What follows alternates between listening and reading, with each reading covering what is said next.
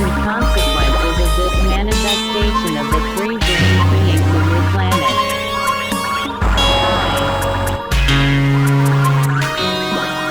They have named the totality and the separate parts of this substance, sacred for them also, differently at different periods, and at the present time they name the result of the blending and reciprocal destruction of two parts of this omnipresent substance, electricity. Single quote.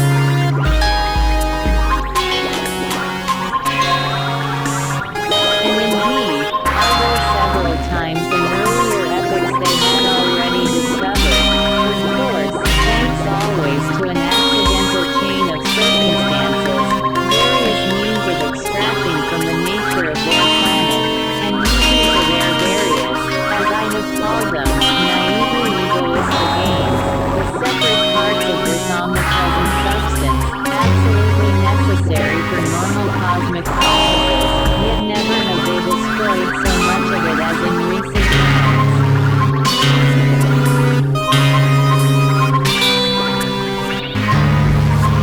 So, in this way, thanks to the explanations of mine, external Estonian results, I became absolutely convinced of the maleficent action, already begun, of the results of the abnormal ordinary being existence of the free-brained beings who have taken your fancy, and furthermore, the question disturbing my old friend resolved itself, namely, why during recent times it had become more and more difficult for the free-brained beings of the planet Mars to perfect themselves. As for the manner in which this question was resolved, I might say that it happened just as described, in reference to similar cases, in a rarely quoted saying of our esteemed Molinaser Eden, "You never know who will help me to get out of a dilemma."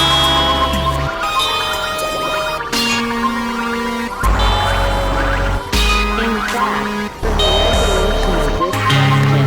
my old friend had in mind individuals with quite other data and possibilities than those of my friends on Saturn, who were simply ordinary free-brained beings who probably did not suspect what as regards such questions, and these ordinary free-brained beings, who acquired information about all sorts of real cosmic facts thanks only to their avant-garde.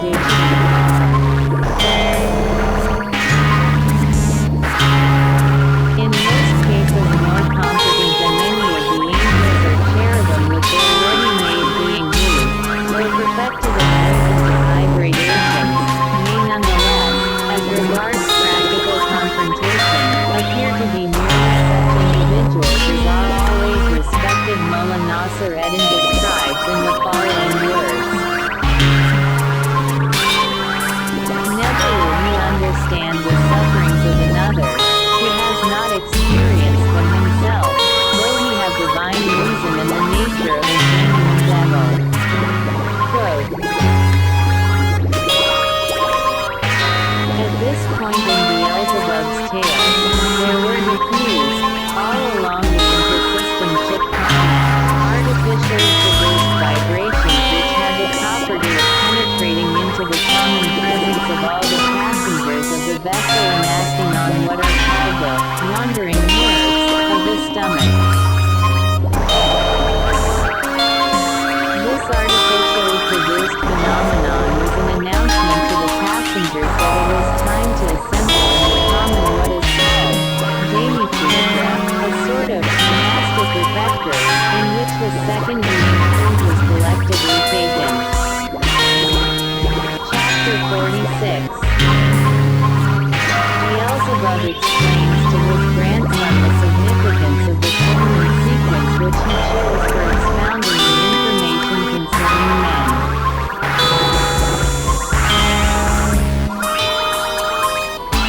After the process of taking in the second being food, Beelzebub, on leaving the Demichenetra, could not immediately return to the place where their conversations were usually held, but went first to his Hesha,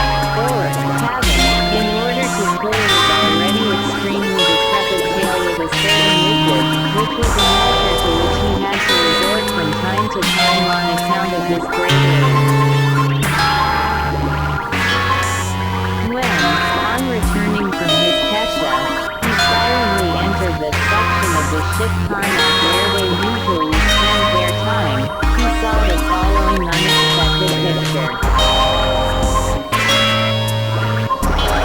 His beloved grandson Hassan was standing in a corner with his back turned, his hands covering his eyes, weeping Beelzebub, deeply moved, quickly approached Hassan and, in a voice full of anxiety, asked him, "What is the matter, my dear boy? Are you really weeping?" Hassan wished to answer, but it was obvious that the sobbing of his planetary body prevented him from speaking. Only after a rather long time, when his planetary body was a little calmer, did he say, gazing at his grandfather with very sad eyes, yet with a smile of affection, "Don't worry about me, dear grandfather, this stage will soon pass." During these last, he announced, "I have actually pondered a great deal, and in all probability, from this unaccustomed new tempo of functioning, the general tempo of functioning of my whole present has changed. And now, until this new tempo of my mentation harmonizes with the already established tempos of my common functioning, such abnormalities as this weeping will probably proceed in me.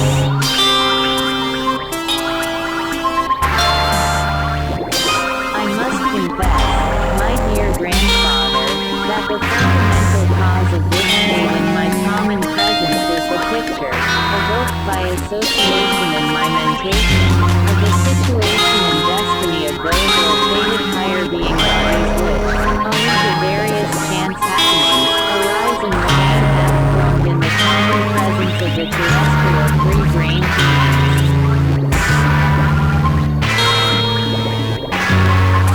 These associated thoughts, accompanied by a growing impulse of sadness, began in the Jami-Chunitra during the sacred absorption of the second being food. Thoughts about them arose in my mentation by association when I was filled to overflowing with joy from all that took place there.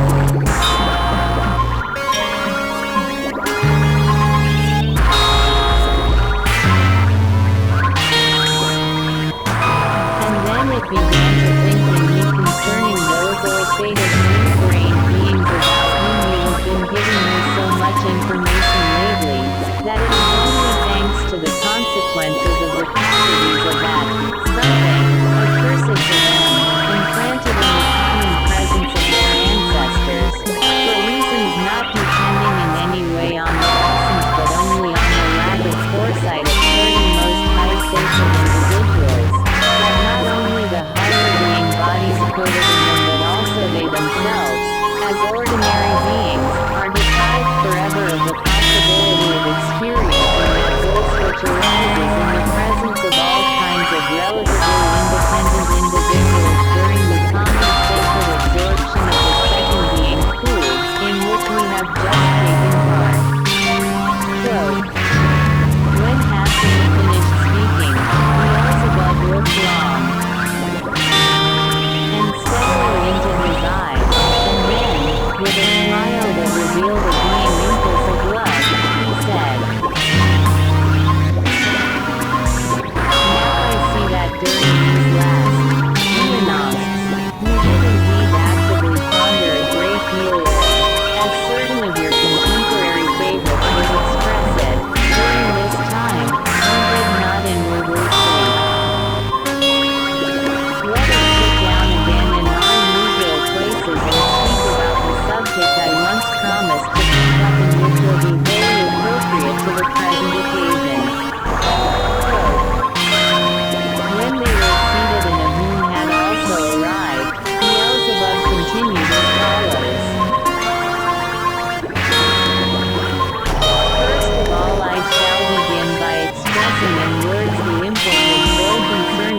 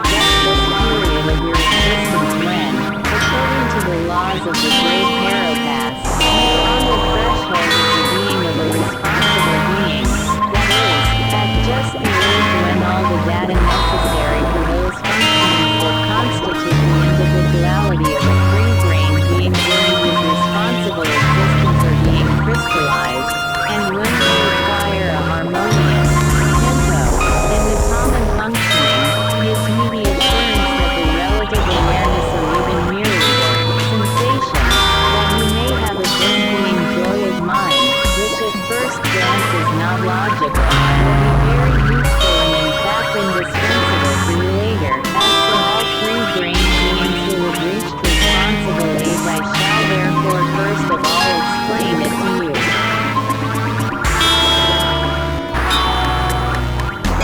Your weeping also gives me the assurance that in your future responsible existence, your common presence will contain those precious being data for healing which are the foundation of the essence of every bearer of divine reason and which are even formulated by our common Father in words placed over the chief entrance of the holy planet Purgatory.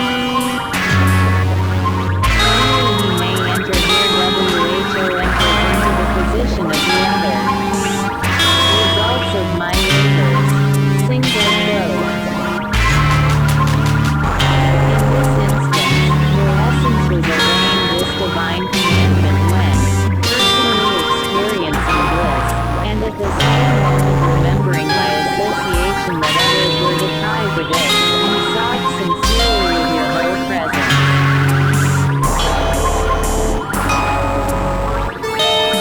I am all the more glad for you that these data, indispensable for every being, are beginning to function in you just at the time when all those factors are being crystallized and formed in you which do not depend upon a being's own reason but solely upon surrounding beings, external conditions, or most great common cosmic or on your Well then, we can now return to my intended theme, that is, why, during the whole of our voyage on this trans-space ship, I have told you so much and in this particular sequence about the three-brained beings breeding on the planet Earth. When I returned to heavier Puranas, and was free from any other being duties, I voluntarily took upon myself the responsible guidance of your Ospiana, or, as your favorites would say, your education to the being of a responsible being.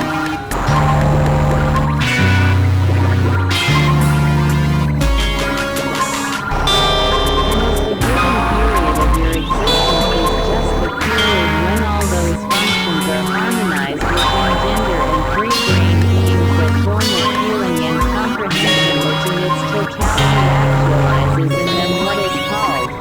sane mentation, I decided, on setting out on this journey in the spaceship Karnak, to take advantage of this time to help you in such a way that the harmonizing of these functions of yours, and the consecutive formation of your future active mentation dependent on them,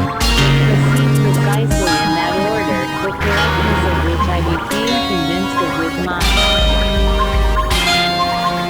whole presence during the process of my long personal existence. When I noticed at the beginning of our voyage that you were greatly interested in the three-brained beings of the planet Earth, I decided, under the pretext of gratifying your interest, to tell you everything about them in such a way that they, ego-classificatory, required for your future being associations would be crystallized in you without any admixture of doubt. For this, in almost all my tales, I have held strictly to the two following principles. The first, not to say anything as if it were my own personal opinion, in order that data necessary for your own convictions should not be crystallized in you in a ready-made form, according to the opinions of another.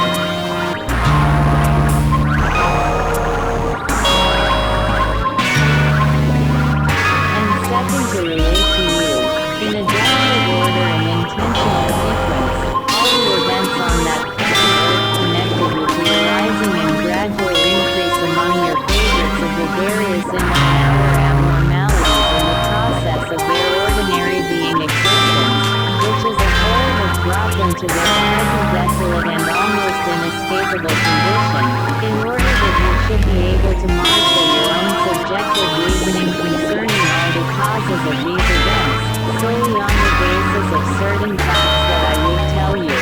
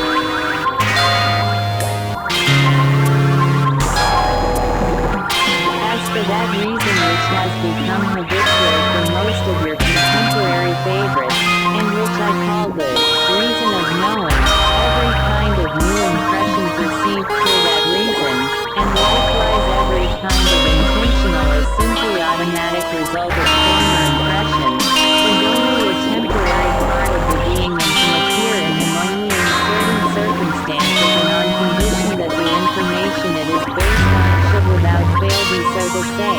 refreshed, or repeated, from time to time, otherwise these impressions change by themselves, or even entirely, so to say, evaporate.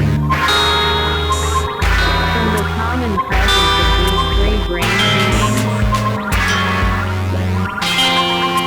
although with respect to the sacred pre-mesocon and the process of the formation of these two kinds of being reason occurs in the same way, the factors determining the actualization of its three independent polar forces are different. In the formation of the reason of knowing, the affirming and denying factors of the formerly perceived, contradictory impressions, crystallized in any one of the being's three localizations, and only the new impressions received from outside serve, in this case, as the third factor.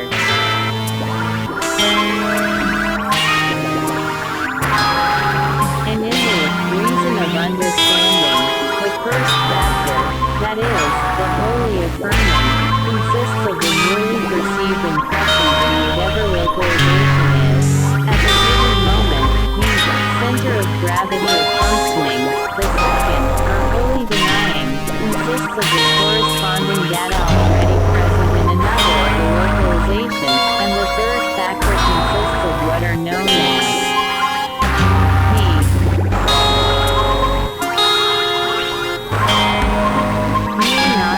signatures, as they are otherwise called,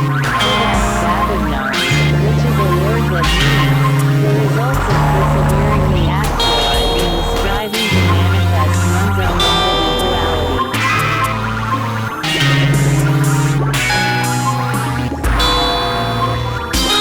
By the way, you might as well hear once more, even if you already know it, that the being signatures are formed in all three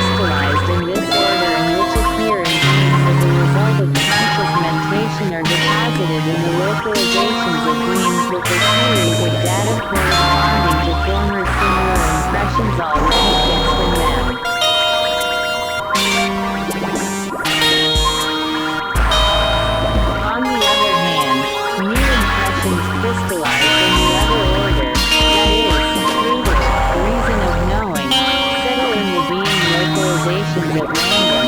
quite without any kind of so to say classification, and all these new impressions settle into the series of those former impressions which almost always have nothing in common with them.